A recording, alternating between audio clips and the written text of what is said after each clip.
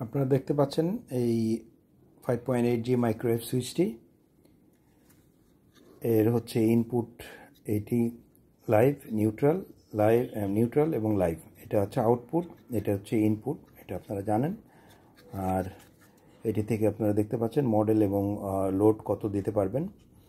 এবং এইখানে যেটা আছে, প্রথমেই আপনারা অনেকে একটা ভুল করেন, যেটা হচ্ছে যে টেস্ট করার আগে আপনারা এই সেটিংগুলো চেঞ্জ করেন। বাই ডিফল্ট সেটিংটা এরকমই থাকবে এবং এই সেটিংয়ে আপনারা যেটা টেস্ট করার জন্য এটা বাই ডিফল্ট থাকে 24 ঘন্টার মোডে, অর্থাৎ 24 ঘন্টাই কাজ করবে। এবং এই সেটিংয়ে দেখতে পাচ্ছেন 3 এবং 4 উপরের দিকে আছে, অর্থাৎ এটি 8 সেকেন্ডের জন্য অন থাকবে। এটি খুব কম সময়ের জন্য অন থাকবে। টেস্ট করার জন্য এটাই সহজ উপায়। সুতরাং আপনারা এই ডিফল্ট সেটিংটা চেঞ্জ করবেন না, আগে এটা টেস্ট করবেন। আপনাদের যেই জায়গাতে লাগাতে চান সেই জায়গাটাতে প্লেস করবেন, তারপরে আপনাদের প্রয়োজন মতো টাইমটা অ্যাডজাস্ট করে নেবেন।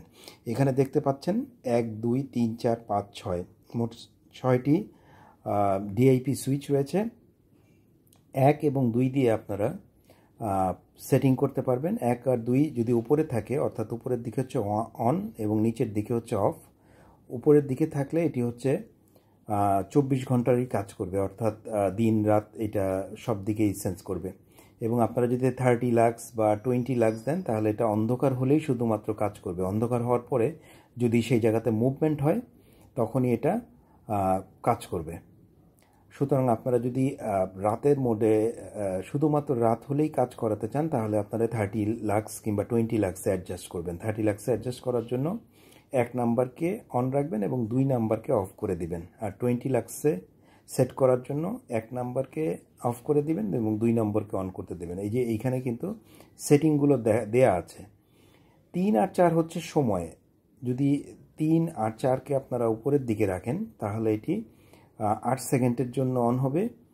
আবার 3 এবং 4কে যদি আপনারা 3 অফ এবং 4কে যদি অন রাখেন, তাহলে 45 সেকেন্ড। 3কে হচ্ছে অন এবং 4কে যদি অফ রাখেন, তাহলে 5 মিনিট। এবং 3 ও 4কে যদি অফ রাখেন, তাহলে 12 মিনিট পর্যন্ত আপনারা সেট করতে পারবেন। এটি হচ্ছে ডিউরেশন, অর্থাৎ একবার মোশন সেন্স করার পর কত সময়ের জন্য এটি অন বা অফ হবে, এটি আপনারা 3 এবং 4 নাম্বার সুইচ দিয়ে করতে পারবেন। এখানে একটু কথা বলে রাখা দরকার, সেটি হচ্ছে যদি আপনারা ধরেন 45 সেকেন্ডের জন্য অন করলেন এবং 45 সেকেন্ডের চলাকালীন 10 সেকেন্ড পরে আবার মুভমেন্ট হলো, তখন কিন্তু আবার 45 সেকেন্ডের জন্য এটি সময়ভাবে যখন আপনারা 5 মিনিটের জন্য সেট করবেন, 3 মিনিট পরে দেখা গেল আবার মোশন হলো, তখন কিন্তু এটা আবার 5 মিনিটের জন্য রিনিউ হয়ে যাবে বা রিসেট হয়ে যাবে। সুতরাং সময়টা এরকম না যে 5 মিনিট থাকলে আপনার এই মাঝখানে মোশন যতবারই হোক না কেন, ততবারই হচ্ছে যে এটি আপনার সর্বোচ্চ 5 মিনিটের জন্যই অন হয়ে থাকবে। এটি কিন্তু প্রত্যেকবার মুভমেন্ট হওয়ার জন্য সময়টাও রিসেট হবে।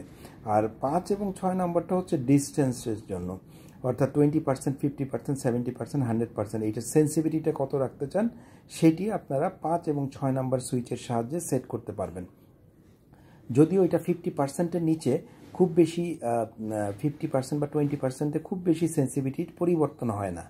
সুতরাং আপনাদের প্রয়োজন মতো এই অ্যাডজাস্টটা আপনারা করে নেবেন।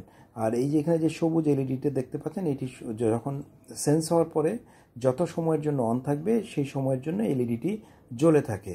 আর এটি হচ্ছে এলডিআর, যেটা হচ্ছে লাইট সেন্স করে, অর্থাৎ দিন না রাত এই মোডের জন্য এটা সেন্স করে। সুতরাং আপনারা এটাকে এই মাইক্রোওয়েভ সুইচটাকে কেনার পর অবশ্যই আপনারা এই সুইচগুলোকে পরিবর্তন করবেন না, আগে আপনারা চেক করে নেবেন যে আপনাদের প্রয়োজন মতো কাজ হচ্ছে কিনা। আরেকটা জিনিস খেয়াল করবেন, যেটা হচ্ছে আউটপুটের টার্মিনালগুলো যাতে কোনোভাবে শর্ট না হয়। শর্ট হলে কিন্তু এর ভিতরে যে রিলে বা সার্কিটটি থাকে, এটি কেটে যাবে এবং এটি নষ্ট হয়ে যাবে।